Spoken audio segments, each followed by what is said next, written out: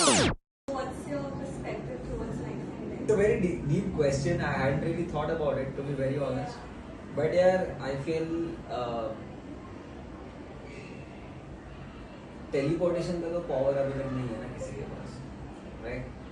शायद डेथ के बाद मिल सकता है वो. तो I would imagine if I am able to do that, I can just hop from jungle to jungle, right? So यहाँ पे ये टाइगर दिख रहा है बच्चों के साथ, just go and see, oh wow.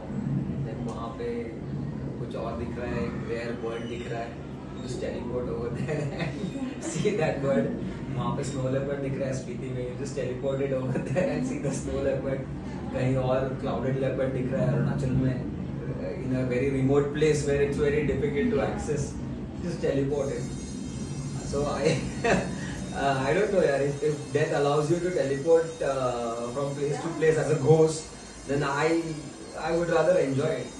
And travel the patterns. Yeah, maybe. Yeah.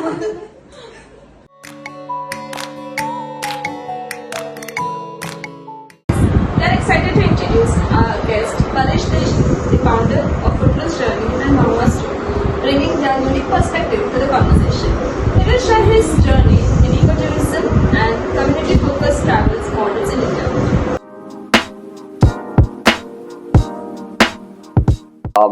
Since I was young, I was exposed to a lot of traveling. My parents loved to travel, so they used to take me everywhere. Each year we'd go on different trips. And then in my school also, I got to explore lots of places which were quite unexplored or untouched. So that sort of inculcated the love for exploring or going to places where less people visit and try to understand those places in a better way. Because whenever, for example, from my school, whenever we used to go on treks, now at that time treks were not that in trend, okay, as it is the case today. So we used to go and live in small temples that were there in the villages, or we used to ask some villagers if they can host us for the night. And that sort of got me hooked on to idea that whenever we are visiting a place, we should be talking to the people over there. We should be understanding how the lives of those people is. So that gives a much better perspective about the destination rather than just visiting it and coming back. So I think it was since my early age that I got introduced to traveling by my parents as well as from my school, which helped me lead the way and say that I would like this to happen to more people also. And that sort of led me to start Footloose, that I want to connect more people with nature. I want to connect more people with the idea of exploring places. What's the most challenging part of ecotourism? Have there been moments where it was difficult to manage business and sustainability? Yes, at times it becomes difficult because sustainability in itself, and unfortunately, it is a costly thing. Like, for example, we are all wearing a black t-shirt. If this t-shirt is to be of organic cotton, that it will be priced double as what it is today, as what it is at the moment. Correct. So, sustainability at times is very difficult to manage, but the gist is that you have to be true to yourself at all times. You have to have a complete idea with regards to what you are doing and how you are approaching it, and only then you will be able to make peace with this idea. So for example, to understand the whole discussion, because we have been using the term ecotourism quite a lot, first we need to understand what ecotourism exactly is, right? So ecotourism, if we are to define it, then it is something called as gainful employment of local communities when you are exploring any natural landscape, and at the same time while minimizing your impact on the destination. So this is all part of the definition of ecotourism. So these are too many tick marks to have. So to write at the right at the center of it is something which tells you that you need to understand and learn about the destination and nature when you're visiting or when you're indulging in ecotourism. So now this in itself means that you need to travel with someone who understands the place, so that you can learn about it. uh, Unfortunately, when it comes to when we want to stay true to ecotourism, that means that somebody from our team has to accompany the people on the jungles to orient them about nature, to be their nature interpreter, right? And that in itself adds a little bit of cost to the entire experience. Now here we are managing the costs because we want to make the itineraries appealing and approachable for everyone and affordable for everyone, but at the same time the added costs of staying true to the definition of ecotourism is something uh, that may discourage people from traveling. Now this is the balance that we always struggle in managing, because strictly talking from a business point of view, because you asked about sustainability and business, because there are so many people out there who are just ready to book the safaris or book the hotels and stays and vehicles for people and just send them to the forest. Now that is acting as a booking agent and not as a host. So that is always a struggle where we have to stay true to the definition of ecotourism, but at the same time um, manage the costs of the experience also. So that is a trouble in business that we have to tackle always. We have also heard that you are passionate about community oriented tourism. So, can you explain what that means to you? Okay, correct. So then again, this will sort of let us just go back to the definition of ecotourism, where I mentioned that there should be gainful employment of local communities. Okay, so what is gainful employment? If you have studied economics, then there's employment and there's this gainful employment. Now, if somebody gets hired, let's say in an IT company, an IT engineer gets hired in an IT company, and there's a concept of bench in IT companies where employees are hired, but they are kept on a bench. Now they are getting paid for what they are getting paid their salaries, but they are not really doing any work over there. So that is employment, but not gainful employment. Okay, gainful employment is something in which you are getting paid for the skills that you have and something that you're enjoying. That is what is called as gainful employment. Now, in ecotourism, we are venturing out into natural landscapes. Let's take an example of tiger reserves. And around the tiger reserves, we have so many villages whose daily lives are dependent on the jungle. Okay, it could be for some flowers, it could be for some fruits, some sort of forest produce that they pick from the jungle. So their lives are very much dependent on the forest. Furthermore, because they are living next to the jungle and they are doing their farming activities next to the jungle, many times wild animals like the boar or the nilgai or deer, they may raid the crops. Okay, because it's an easy meal for them. They come out at night into these farmlands and just eat the whole thing. So that is a big loss for the people. And even wilder expression of the problems that they may face is when a tiger or a leopard may kill one of their cattle, right? So with all this, these people are still living next to the jungle and are happy about it and are very much and show great acceptance towards having wild animals next to them.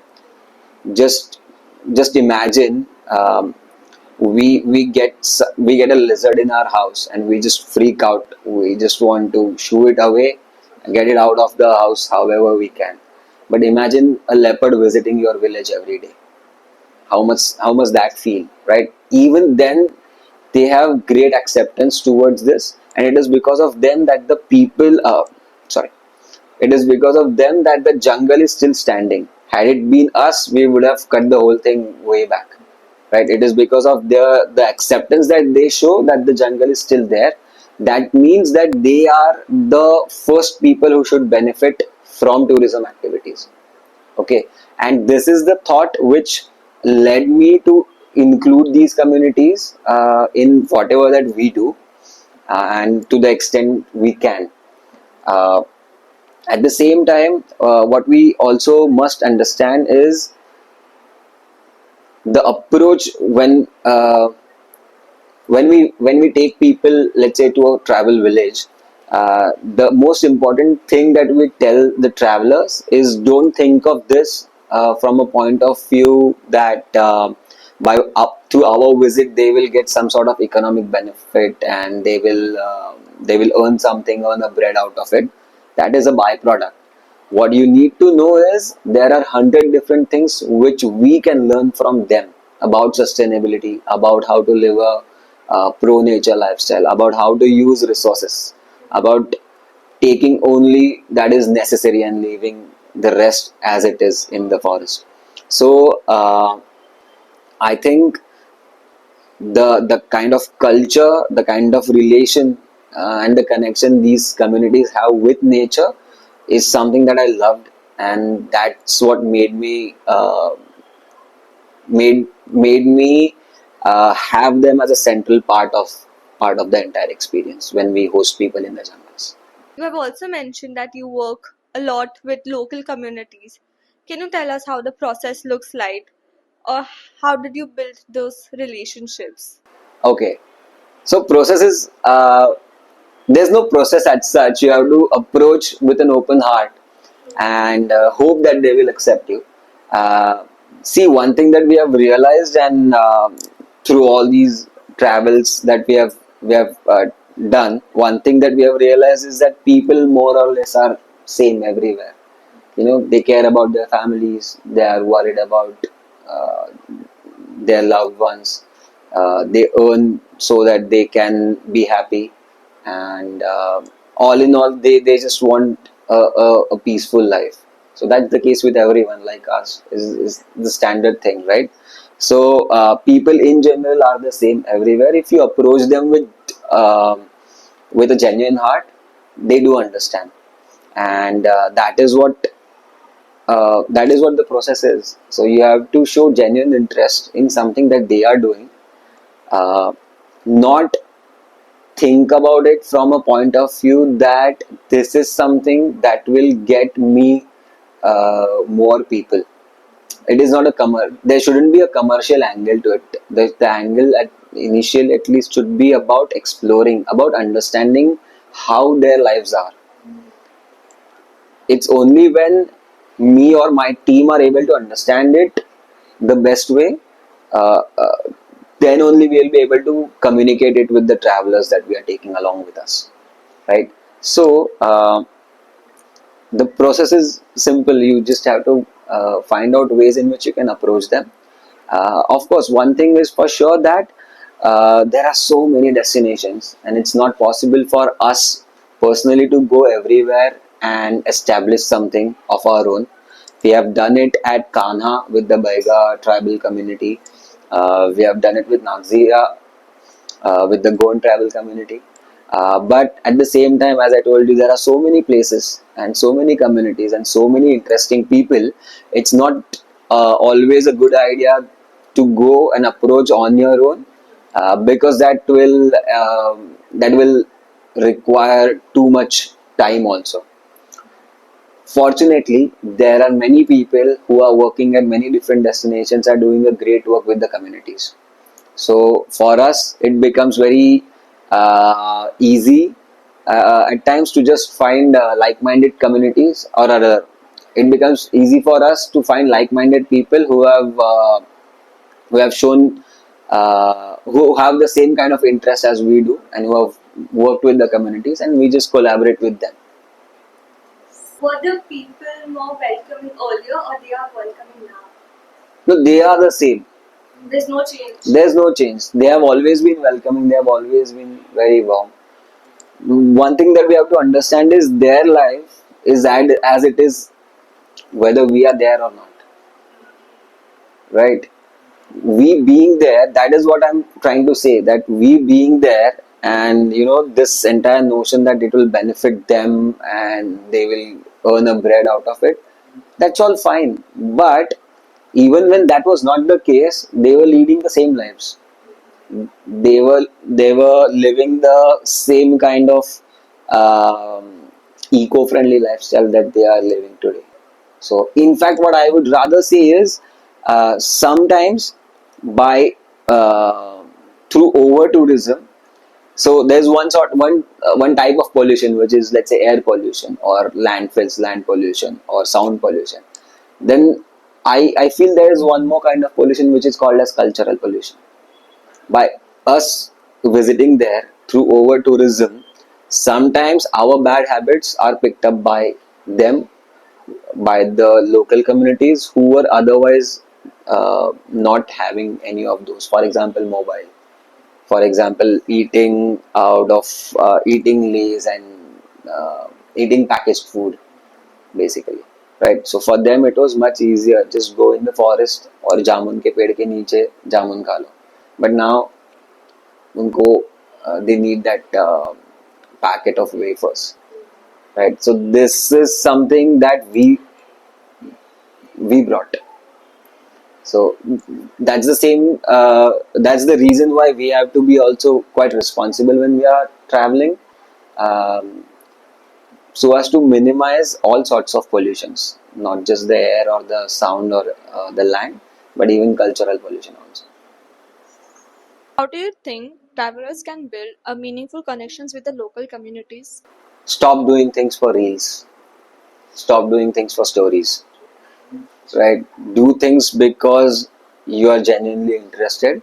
If you're not, then that's fine.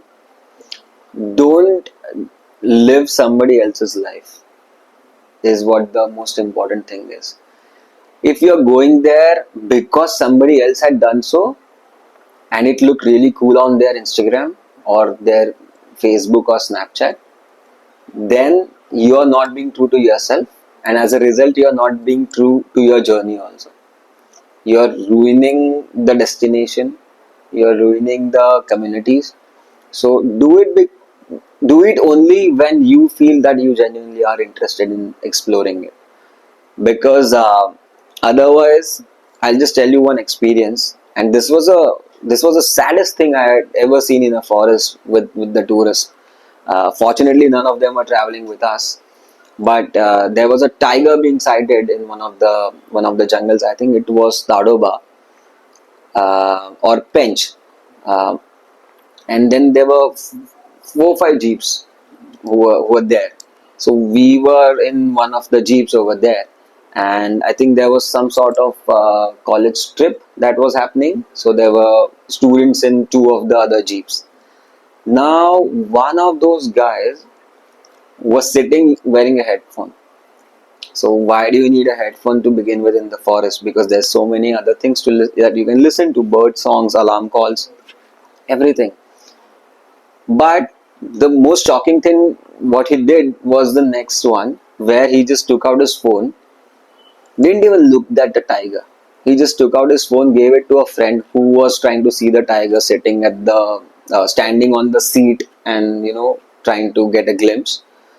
He just handed his phone over to that guy, asked him to click a picture.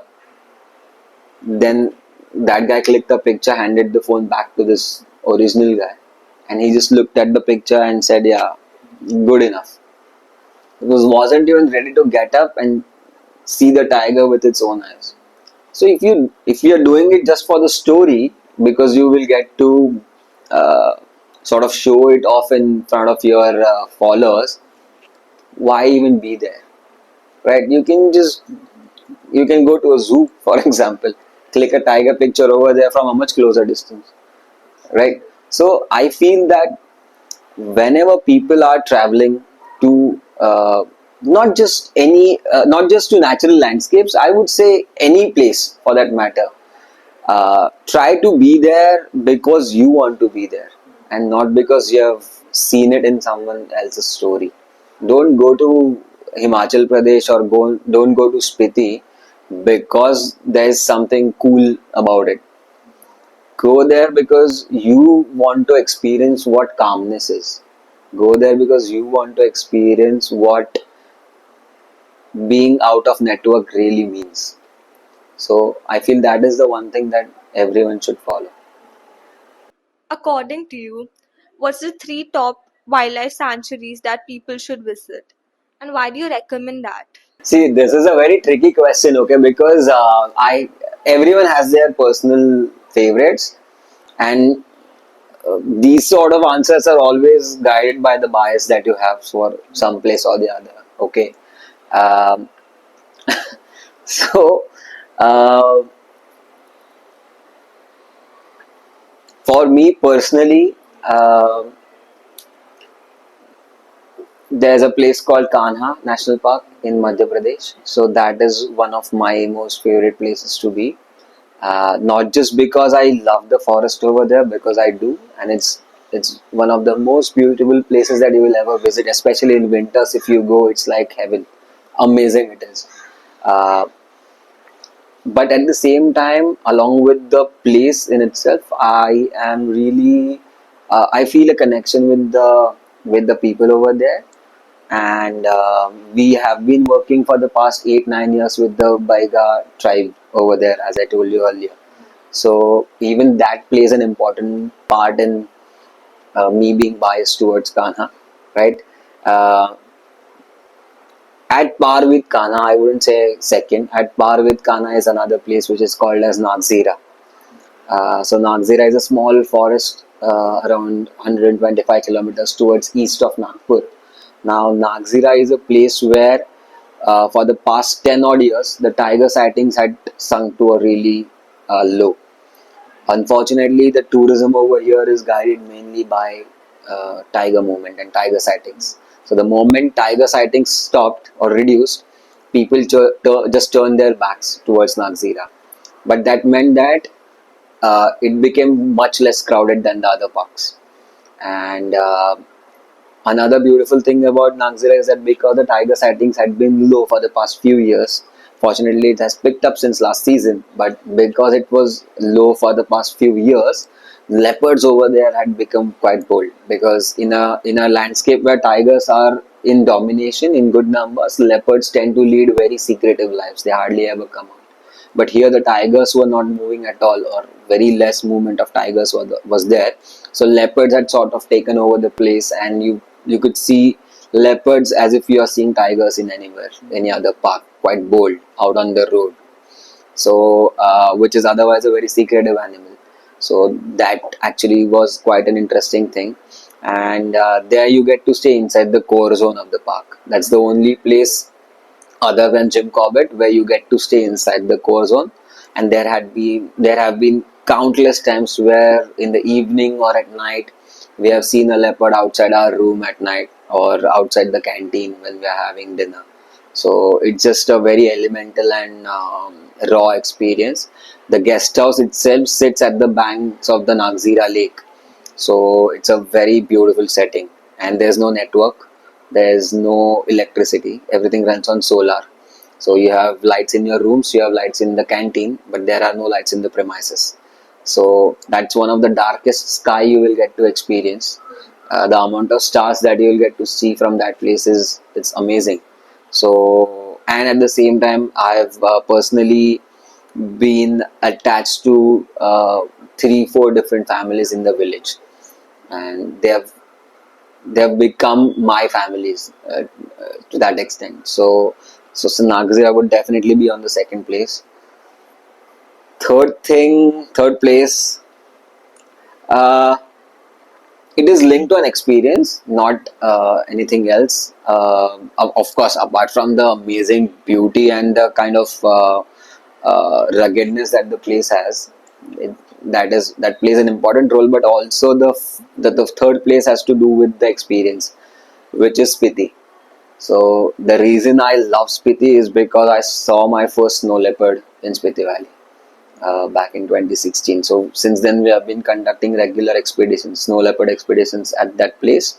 But back in 2016, it was the first time when we had gone. And snow leopard expeditions happen in peak winter. Snow leopard, so it happens in peak winter. So the temperatures at night are -25, -20, and during the day you are just trekking through the snow trying to find a find a track of a snow leopard or uh, see them if you are lucky.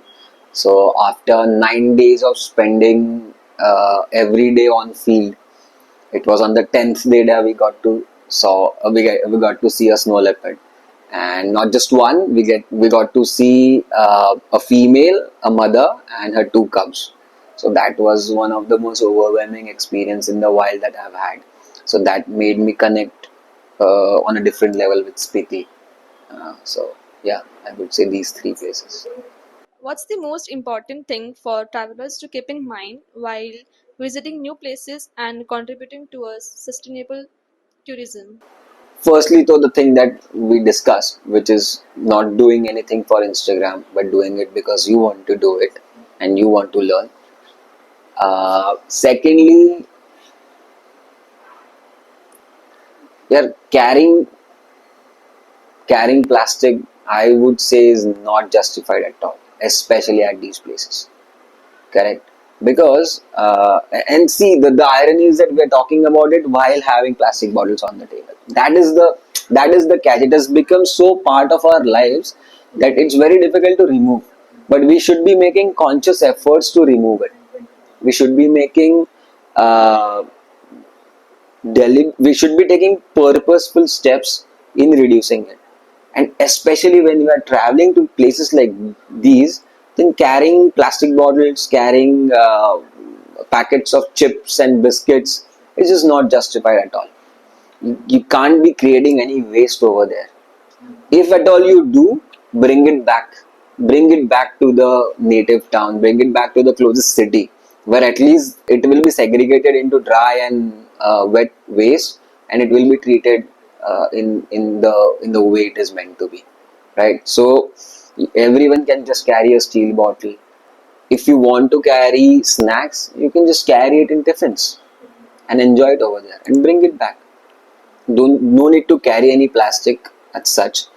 Thirdly, the thing that uh, the thing that I hate the most, or the thing that just gets on my nerve, is when people play music when they are in a natural landscape.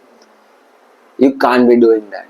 You can't be going there with a JBL in your hand and then playing some Bollywood or Hollywood song and dancing to it, because there's a sanctity to that place. There's nature over there. There are birds, there are animals, there are trees. That is the thing that you should be going there to see. You can always dance at a song when you are back at your home or anywhere in the city, right? That is not the place to do that.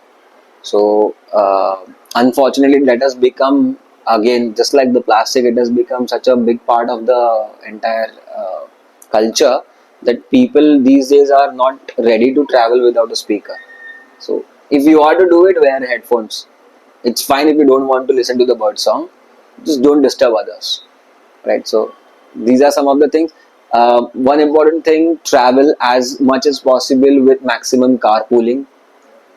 Don't go, and this is what we try to do on our journeys also. Whenever we are hosting people in the jungle, let's say we want to take them from a base town to the forest in an Innova, for example. So Innova has a seating capacity of 6 people.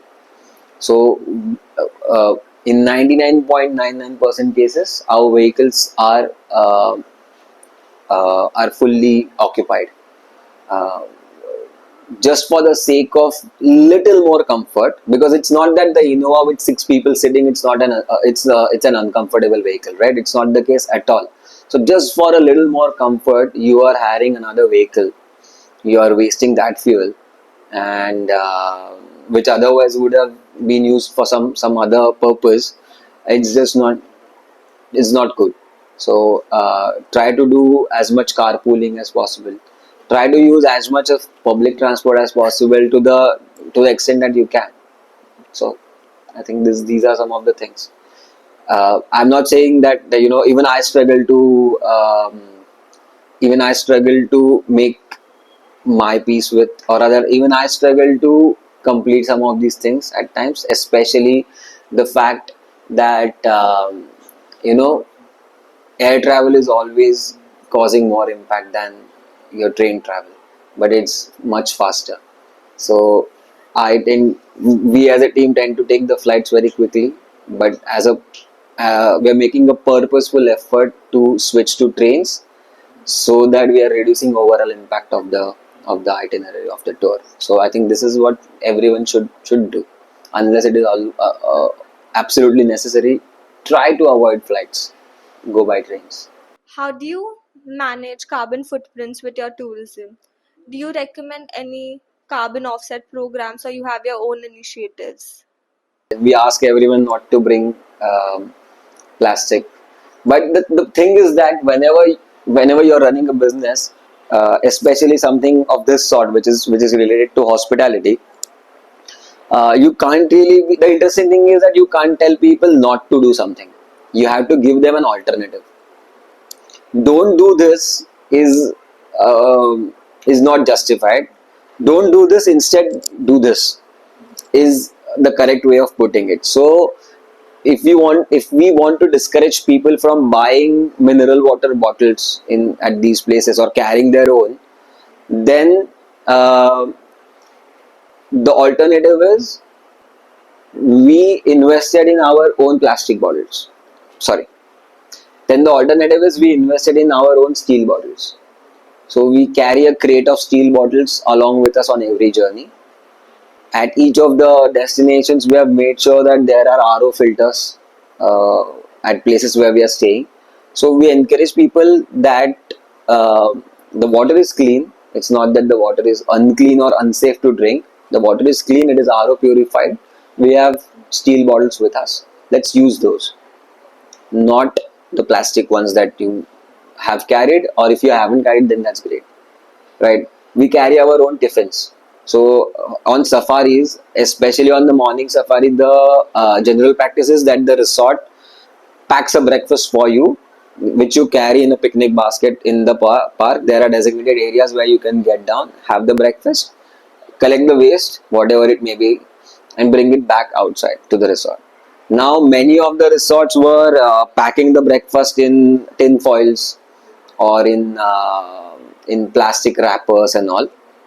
So, as an alternative, if it is difficult for them to give us a steel tiffin, then we invested in our own steel tiffins. We carry our own tiffins. We ask them that, oh, please pack our breakfast in this. We'll even pay you to clean this every day. You will have to have someone to clean the dabba. We are ready to pay for that also. So you have to come up with alternatives yourself rather than wait for somebody else to do it for you. Then I told you about the seating capacity also. We make sure that all of our vehicles are properly fully seated. Um, and yeah, so these are some of the ways. How was working around animals and local people change your perspective towards life? I feel one thing that I learned was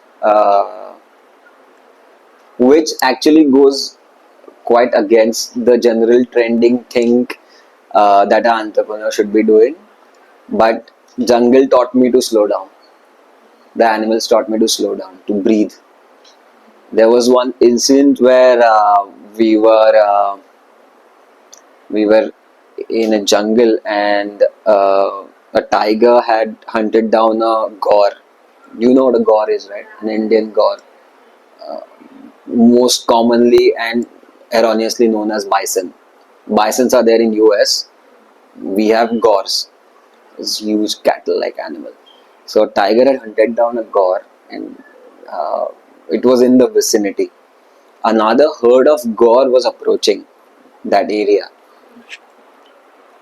and they must have smelled the tiger, right? Because their ability to smell and uh, learn about the environment is just amazing. So, and that herd had small calves also, so they were quite protective. They wanted to stay away from danger as much as possible. So we were waiting for 2-3 hours over there because we wanted to get a glimpse of the tiger. And wildlife is all about patience. You have to stay put at one place as long as it takes. Only then you get to see something amazing. If you're If you hurry through the whole process, then you might miss out on so many beautiful things. So we were waiting there for 2 to 3 hours, and in that 2 3 hours, we just saw the herd cross the road. That's it.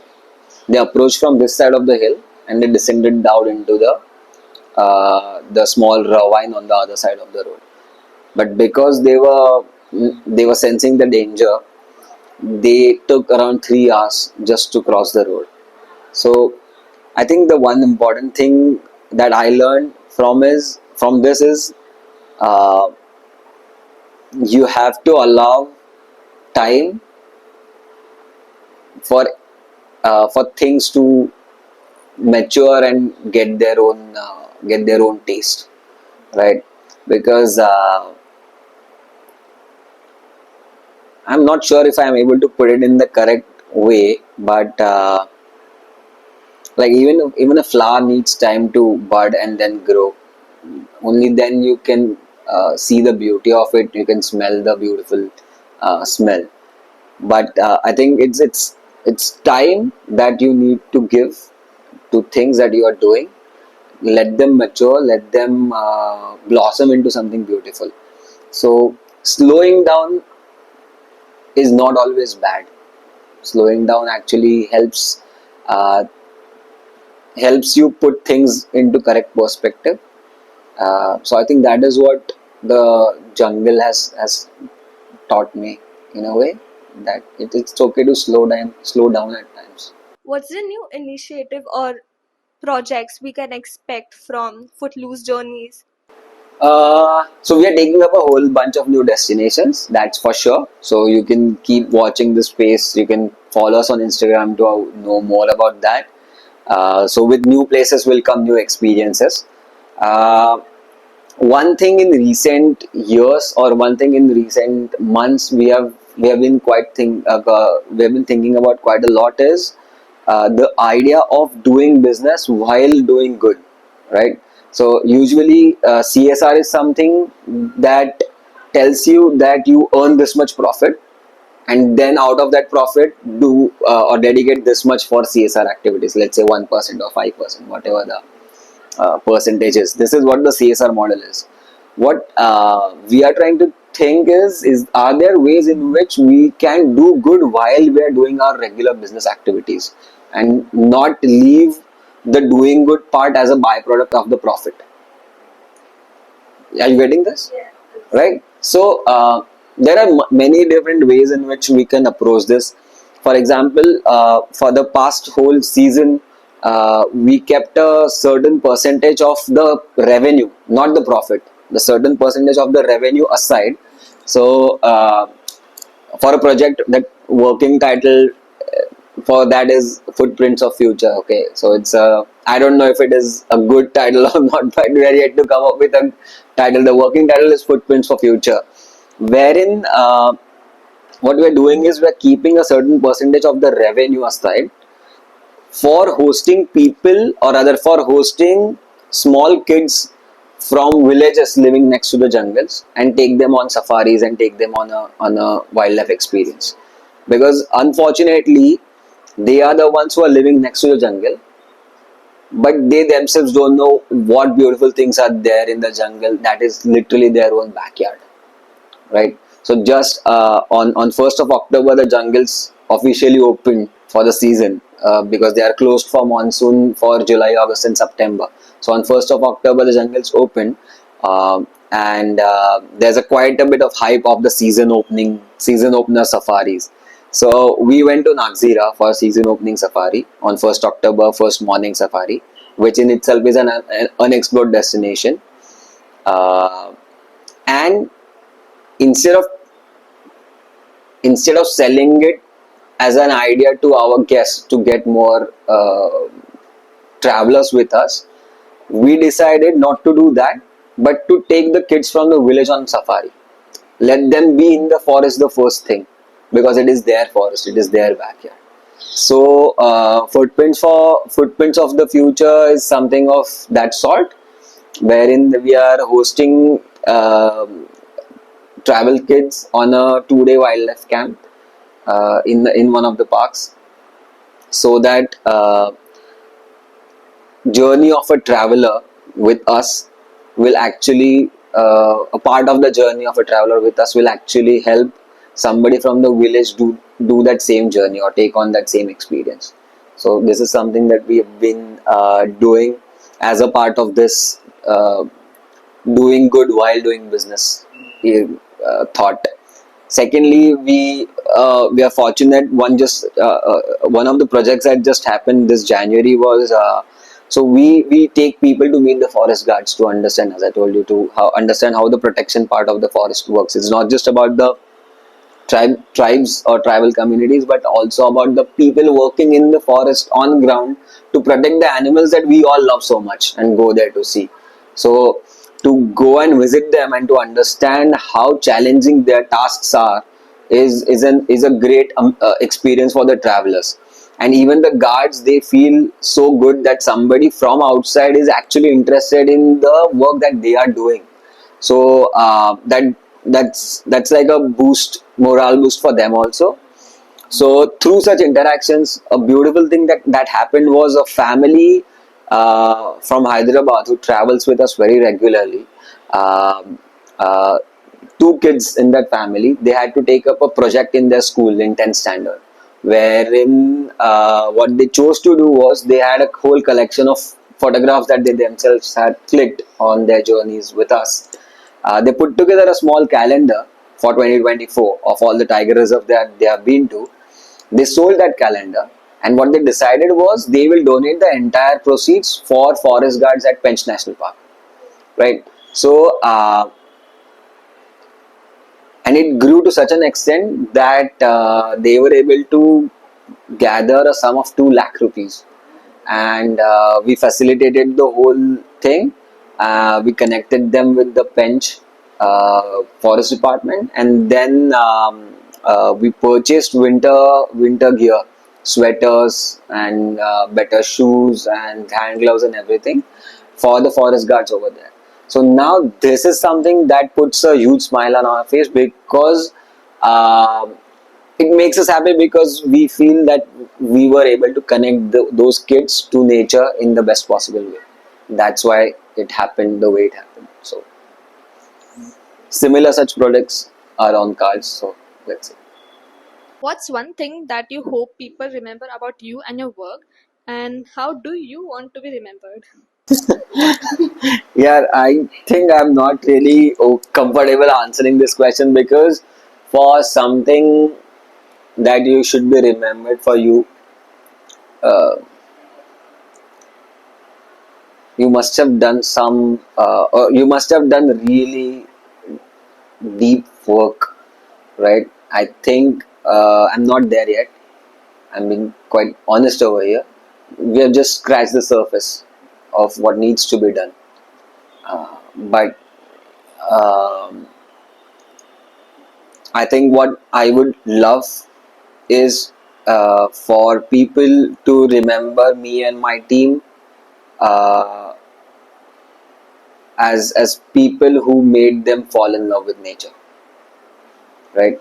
Uh, because see, we hear all these things about climate change and global warming, and all these messages are always filled with um, negative thoughts. You'll see, just imagine the kind of communication uh, is there that revolves around climate change.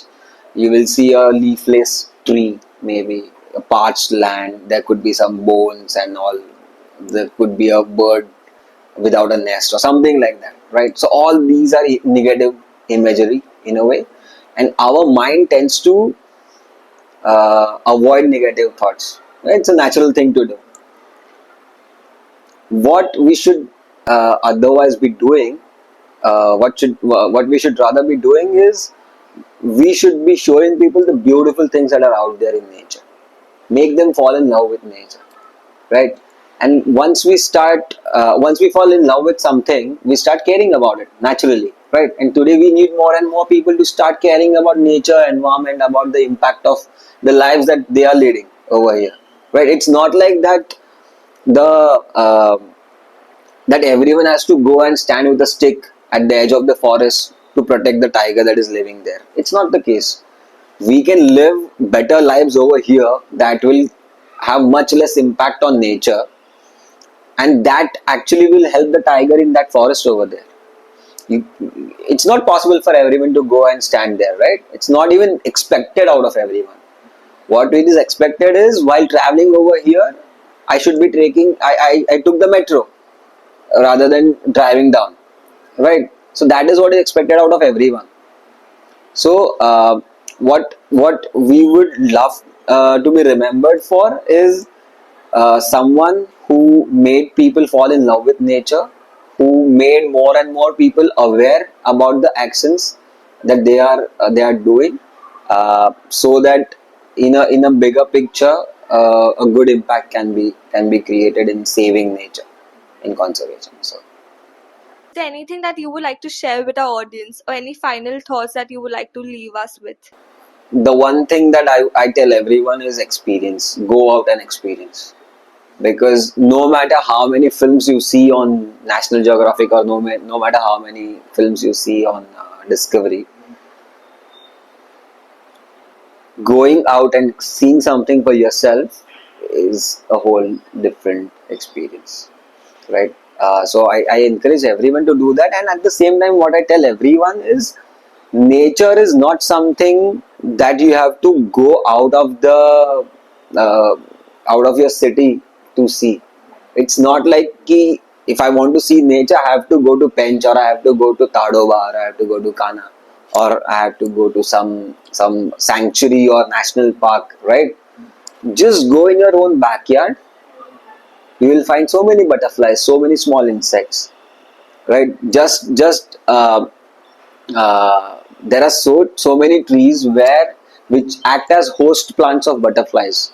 Okay, so butterflies complete their entire life cycle on that single tree, right from the part where they lay eggs, the larvas, the cocoons, and finally the butterfly. It all happens on that one single tree. Correct. And there are so many trees which play host to so many different species of butterflies. Just go in your own backyard with a magnifying glass and you will see so many different things. So beautiful patterns on the insects, so much beautiful patterns on the butterflies and their larvas, or even their cocoons for that matter. Correct. We can include some of the pictures. I'll send it across to you. We can include it in the final edit of the podcast.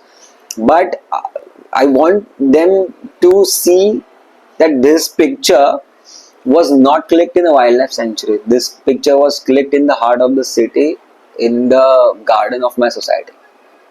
Right. So nature is all around us. You don't need to always travel somewhere to experience it. So start experiencing it from where you are, and of course go out as much as you can, go to different places as much as you can, explore, experience, and only then you will see for yourself what amazing things are out there. So it says travel makes you richer, and that is genuinely the case. The amazing people I've met when I am traveling somewhere, I wouldn't have had a chance to meet them otherwise. It was only because I was out of my comfort zone and at a place where I wouldn't have normally gone, that I got to experience and meet them. So I think that's the only one message that I'll give: experience and start from your own backyard.